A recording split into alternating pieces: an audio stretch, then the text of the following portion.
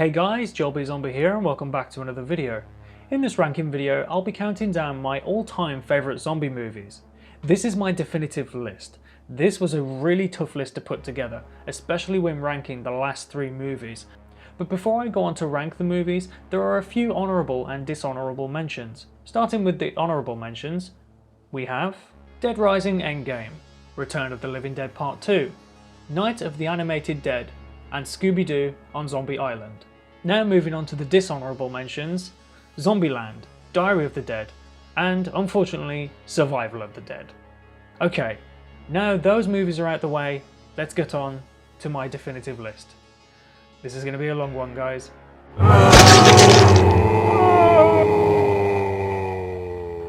So the film kicking off the list is The Plague of the Zombies, released in 1966.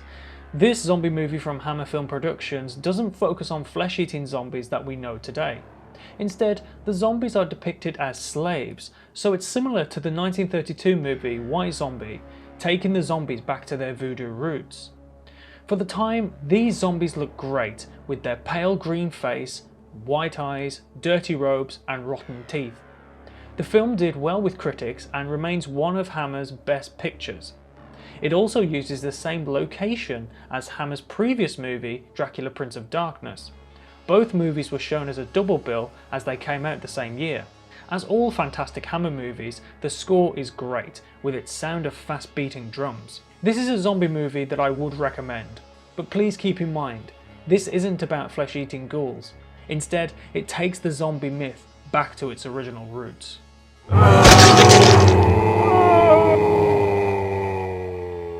Nazi zombies, blood on snow, can't get any better than that, right? Dead Snow was released in 2009 and is a Norwegian zombie movie. A group of young medical students travel to a cabin in the snowy mountains for a weekend away. A local resident tells them that during World War II, Nazi zombies disappeared into the nearby woods after the residents turned on them.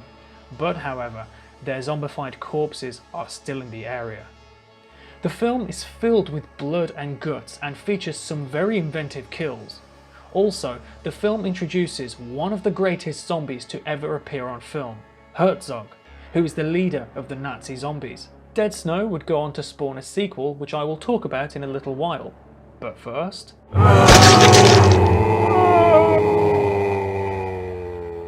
Now when it comes to video game adaptations, there really isn't a lot to choose from. But Dead Rising Watchtower was so much fun. The plot remains relatively true to the franchise.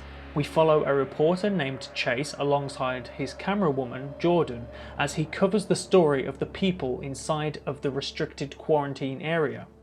The antiviral drug Zombrex is given to those who have been infected, and if they are not given their dose in time, they will become flesh-eating zombies. The storyline is set between the events of Dead Rising 2 and Dead Rising 3, which I found to be really cool.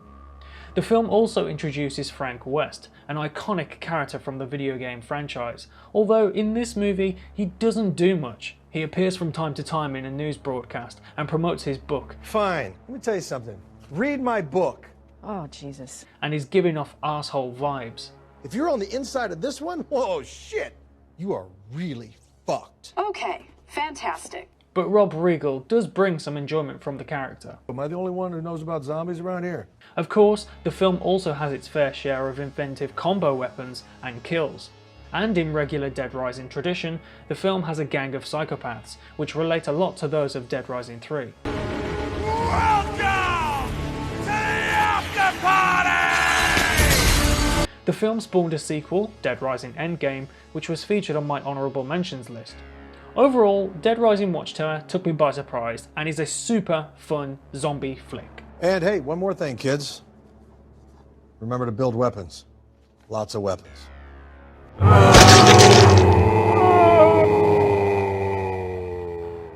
Released in 1985 and written by Dan O'Bannon, The Return of the Living Dead is considered a classic zombie movie, with all of its dark and twisted sense of humour. Freddy takes a new job as a stock boy in a warehouse. His boss Frank tells him a story based around George A. Romero's Night of the Living Dead. According to Frank, the film was based on a true case. In Pittsburgh, there was a chemical spill in the local hospital, and all of the gas leaked down into the morgue. Well, that's not far from what brings the dead back to life in this movie.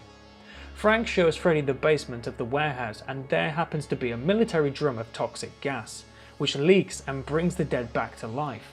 The zombies in this movie can speak, and instead of being your typical flesh-eating zombies, they are hungry for brains in particular. Now, the reason why I've placed this film at number 13 is mainly because upon rewatch, it's honestly not as enjoyable as I remembered it to be. The film still has its good moments, but it has dropped a few places on my ranking list. Still, the film is not to be missed. It remains a classic.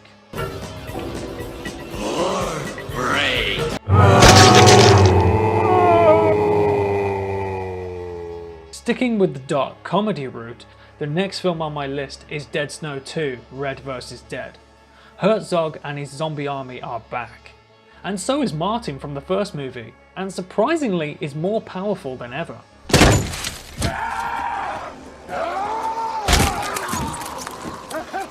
In the first movie, Martin and his friends were attacked by Nazi zombies for taking their gold. Martin was attacked and bitten on the arm, and so he had it amputated. Eventually, the gold was returned to the Nazis, and Martin's life was spared. He returns to his car when he discovers he accidentally forgot to return one single gold coin. The zombies then hunt down Martin, and Herzog holds onto the car, but an oncoming truck approaches and takes off Herzog's arm, which stays in the car with Martin. When Martin recovers from the accident, he finds himself in hospital, and the doctor tells him that they managed to reattach his severed arm. But to Martin's surprise, the surgeon attached Herzog's arm, which then gave Martin the ability to receive Herzog's superhuman strength. Dead Snow 2, in my opinion, is the best of the two movies. It's funnier, crazier and gorier. Plus, the film is in English language this time round, and features a Nazi army of zombies versus a Russian army of zombies. What could be better? And it also has one hell of a crazy yet funny ending sequence. I would definitely recommend Dead Snow 2: Red vs. Dead.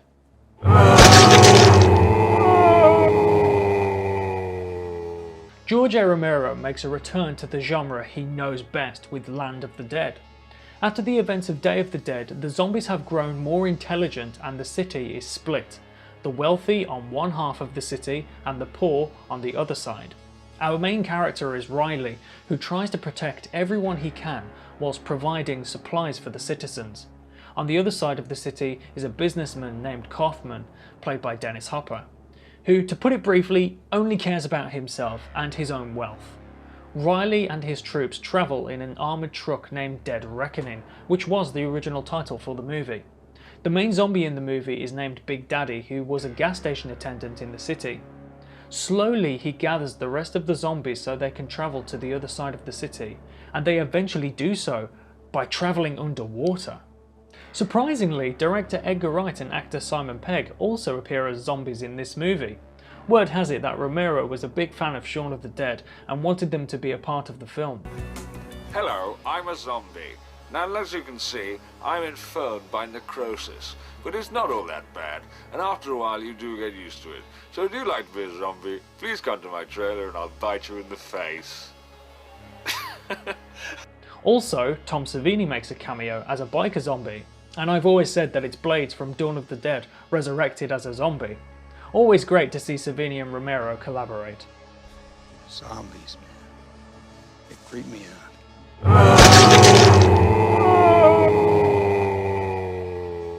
Sometimes known as Zone of the Dead, Apocalypse of the Dead sees the return of Ken Foree in this independent zombie film, although his character in this movie is nowhere near as cool as Peter from Dawn of the Dead. There's a moment in the film where the script requires him to replicate his "No more room in hell" dialogue from Dawn of the Dead. Hell is going to overflow, and the dead will rise forever. When a deal doesn't go as planned, a toxic chemical is released, turning the military soldiers into zombies along with the rest of the city. I love the cause of the outbreak in this film. I've always preferred the idea of a chemical leak infecting citizens, turning them into ravenous zombies. The zombie makeup, surprisingly, is pretty good, and the film features good gore effects.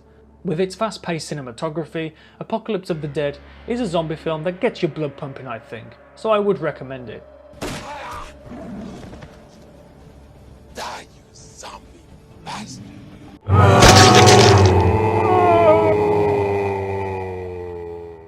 This is a zombie movie that I feel doesn't get enough recognition.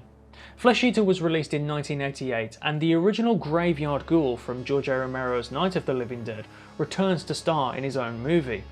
Bill Heinzman returns to play the ghoul, but not only that, he also directed, produced, and wrote the film. Good on you, Bill. This is the only zombie film, to my knowledge, where a zombie from another movie went on to star in his own movie. The film was released under other titles such as Revenge of the Living Zombies and Zombie Nosh, and the most appropriate, I think, is Zombie Nosh. I mean, come on, what a title. The film does have good amounts of gore for an independent zombie movie, and the film feels very raw because of the low budget. The plot really isn't anything special. A local resident discovers the grave of the Flesh Eater, the resident is then bitten, and the Flesh Eater is resurrected and begins to terrorise the town.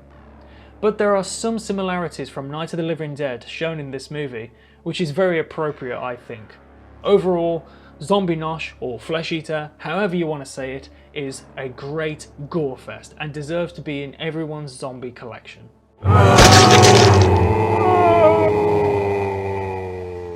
Night of the Living Dead. I actually cannot believe that I've placed this movie at number 8. But it's the one that started it all, the movie that made a huge impact on the zombie genre and kick-started the flesh-eating zombies we see in film and TV today. And yet, it's only at number 8 and I still can't believe it. The whole idea that these flesh-eating ghouls could be your next-door neighbours is truly terrifying. I'm sure we all know the plot by now, so I'll keep it brief. Barbara and her brother Johnny visit a gravesite to put a wreath on their father's grave. Suddenly, Barbara is attacked by a shambling ghoul, played by Bill Heinzman. Johnny runs to her aid, but is killed trying to save his sister. Barbara escapes and finds a local farmhouse when a man named Ben arrives and helps her. Little do they realise, there are other people taking shelter from the ghouls inside the house, and soon conflict erupts. George A. Romero never really considered the flesh-eating ghouls to be zombies. He always considered zombies to be Bela Lugosi's hypnotic slaves from the film White Zombie. But Romero made a movie that would change the horror genre forever, and possibly revolutionised the entire horror film genre. Rest in peace, George.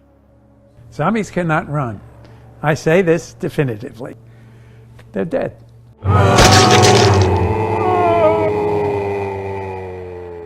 Okay, the next film is a personal favourite of mine. Coming in at number 7 is Burial Ground, aka The Nights of Terror.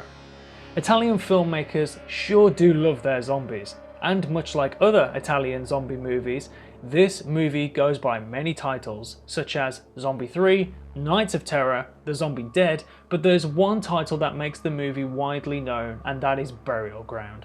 This movie is without a doubt the zombie movie that requires the viewer to gather friends, get a few drinks in, and watch the movie that way. And that's exactly how I watched this movie. I love this movie because it's just so off the wall, batshit crazy. The story follows a group of couples who have been invited by a scientist to his mansion, but what they don't realise is that the scientist was studying an ancient crypt and has unleashed a curse which brings the dead back to life. He was attacked by the walking dead, and soon the corpses begin to roam around the mansion grounds and devour the living inside. But however, there comes a certain point in the film where it becomes very sick and wrong. And I'm not talking about the gore either, or the violence. Evelyn, a guest at the mansion, has a 12-year-old son named Michael, who in real life is played by 25-year-old actor Peter Bach, and those choices will become obvious when you watch the movie. I will say no more.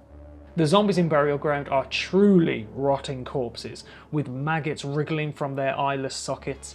But however, the makeup is not the greatest. You really can make out the actor's face behind the rotting prosthetic. Half of the other zombies are just painted green, but there's something I quite like about the zombies in Burial Ground. All in all, Burial Ground is far from a masterpiece. It's not well directed, the dub dialogue is bad, Those scenes are just wrong. Some zombies look just awful. But I can't help but love this film.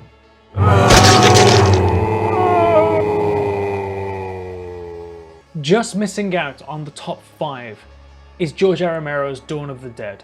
Often considered the greatest zombie movie of all time, Dawn of the Dead still holds up as being an ultimate horror classic. A film that definitely deserves to be in everyone's horror movie collection. I guess the film also sparked a number of conversations between people, and that is simply, how would you survive a zombie apocalypse? What would you do? Where would you take shelter?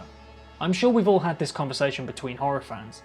The film took approximately 4 months from late 1977 to early 1978 in the Pittsburgh area. All of the mall sequences were shot at the Monroeville Mall. The mall is still identifiable today and has a bust of George A. Romero inside. Very appropriate. Other than the pale-faced zombies, the film features some iconic zombies, from the plaid shirt zombie, the helicopter zombie, the nurse zombie, and of course, Flyboy. Some of those zombies were featured in The Walking Dead as homages. One of the most shocking scenes in the film is when Peter finds zombies feasting in the basement. He eventually takes them out with headshots. Also, the score by Goblin is just amazing. The film also featured an extended cut, coming in at 119 minutes. This was made possible by Italian film director Dario Argento. It was created for non-English speaking countries, premiered in Italy under the title Zombie. And yes, this is where the confusion began with Lucio Fulci's Zombie 2. But I'll get onto that in a short while.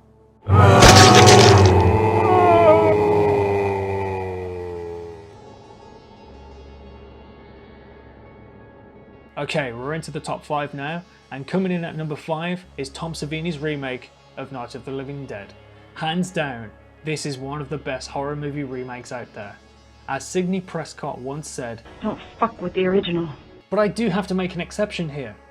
Clearly I preferred this version better than the original, and for many reasons. To name a few, Tom Savini is directing, and George A. Romero gave Tom his blessing to remake his movie. Moving on to characters, Barbara is no longer a damsel in distress. She's a tough woman and stands on her own 2 feet. The zombies are great, the score is chilling, and finally, Tony Todd as Ben. Come on. God damn you! God damn all of you! Tony is great in this role. He's so similar to Dwayne Jones. The 1990 remake of Night of the Living Dead is truly one of the greats. Coming to get you, Barbara.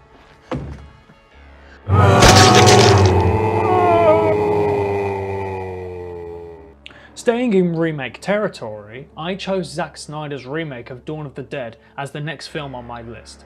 More specifically, the director's cut. Zack Snyder describes it as longer, gorier, and if you'll pardon the pun, more fleshed out in terms of characterization than the theatrical version. George A. Romero spoke about the remake in 2005, saying, "It was better than I expected. I thought it was a good action film. The first 15-20 minutes were terrific, but it sort of lost its reason for being. It was more of a video game. I'm not terrified of things running at me. It's like Space Invaders. There was nothing going on underneath." I agree with Romero. I prefer zombies to be slow moving, but I'll make an exception when it comes to these zombies. When George described the film as a video game, I agree with him in one particular sequence. There's a character named Andy who communicates with Kenneth, the police sergeant of the film, played by Ving Rhames. The group attempt to rescue Andy from his gun store, and to do so, they send over supplies using a dog named Chips that joined the group earlier. That entire sequence definitely felt like a mission from one of the Dead Rising video games. Finally, I thought it was a great choice to have Disturbed's Down with the Sickness to be associated with this movie. Whenever I'm listening to Down with the Sickness, I can't just sit there and not think about Zack Snyder's remake of Dawn of the Dead.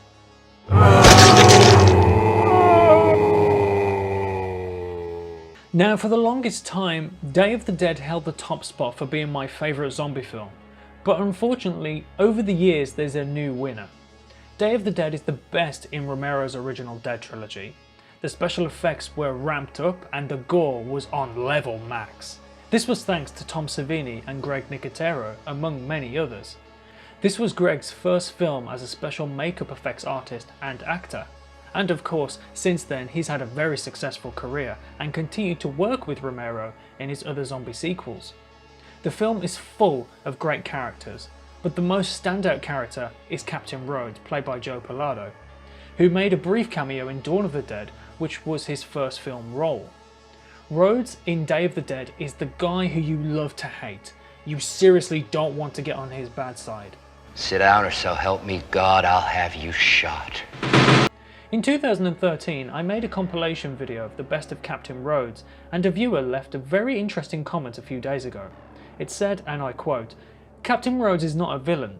He's just a man with PTSD, and he's under extreme intense stress. Some humans can take the stress in its stride, while others can't deal with it, and it consumes." Very good point. And also the film features Sarah, played by Laurie Cardell, the daughter of Bill Cardell, who played the field reporter in Night of the Living Dead. He made a cameo in this movie as one of the elevator zombies, but he's left uncredited. I mean, let's face it, if it's in the scene where the elevator is coming down and all the zombies are there, there's no way you're gonna know it's him. But going back to Sarah, she's my favourite female lead in the original Dead trilogy.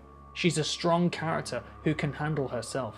And of course, I can't wrap up talking about Day of the Dead without mentioning Bub, played by Howard Sherman.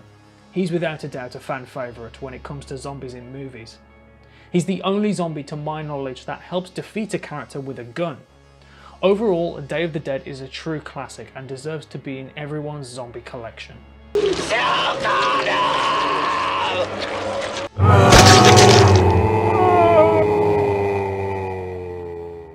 In my opinion, Shaun of the Dead is the greatest zombie comedy ever made. It's such a clever film, full of homages from other zombie movies, many taken from the original Romero Dead trilogy.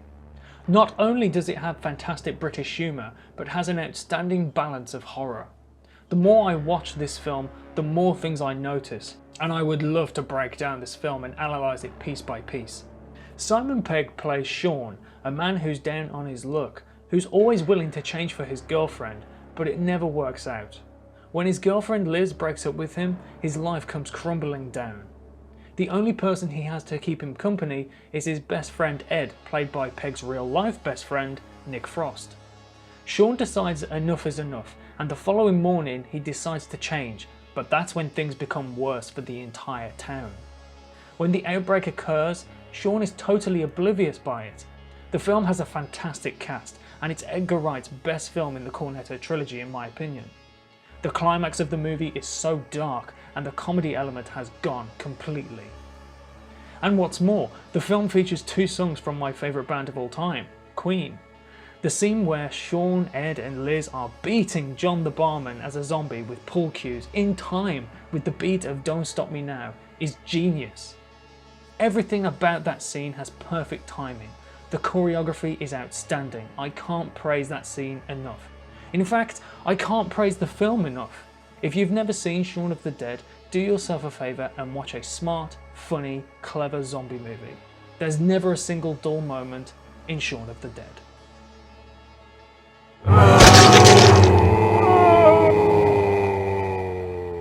And finally, shambling into first place is Zombie Flesh Eaters, directed by Lucio Fulci.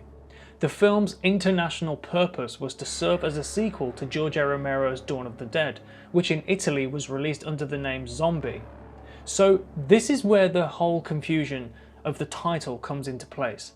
Upon its release, it came with the name Zombie 2, but it is in no way related to Dawn of the Dead.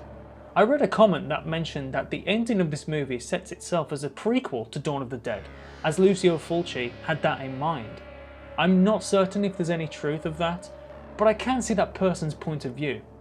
The film opens by shooting the viewers in the face. No, I'm being serious, it literally shoots the viewers in the face. The main basis of the plot is that there's an abandoned boat in the harbour of New York. Two patrolmen go and investigate. One is attacked and killed by a bloated zombie. The other patrolman, upon seeing the zombie, shoots it and sends the zombie overboard. Shortly, we follow a reporter named Peter West and Anne Bowles. Anne is questioned by the police as the boat belonged to her father. The two of them attempt to find out what happened to her father. This would then later have them teaming up with Brian and his girlfriend Susan on the island of Matul. From there, things get worse. Much, much worse. A standout actor in this film is Richard Johnson, who plays Dr. David Menard. He's desperately trying to discover a cure for the zombie virus, but nothing fits. Whilst at the same time he has a wife who is emotionally unstable and she claims that he's a demented, cruel, evil man. But deep down he really cares about his wife, but is too focused on his work. The zombies in this movie are, in my opinion, the scariest zombies to ever appear on film. These shambling corpses may be slow, but when surrounded by them, you are in danger. Every time they appear on screen in the background, you'll hear the sound of creaking leather, and it's just really unsettling. One scene in particular still gives me chills, and it's when the camera just focuses on a lone zombie walking, and as the camera gets closer to the corpse's rotting face, the audio becomes louder. It's just chilling.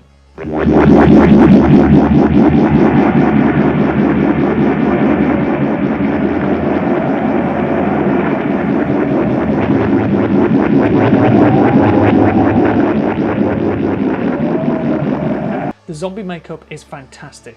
As mentioned previously, the Italian filmmakers love to use real wriggling worms on their zombies.